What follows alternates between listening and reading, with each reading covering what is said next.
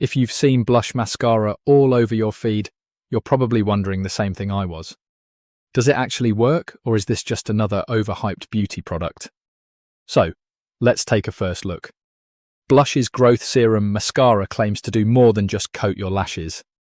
The brand says it can instantly make lashes look longer, while also supporting fuller-looking lashes over time.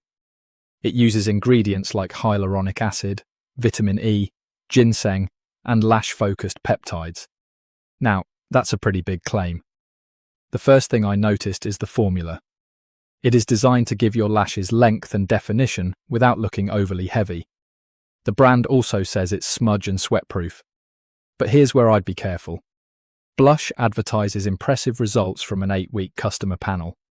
However, those are brand-provided results, so I wouldn't treat them as independent proof just yet.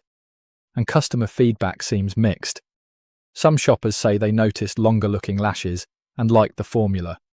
Others reported problems with delivery, product labeling, texture, and customer service.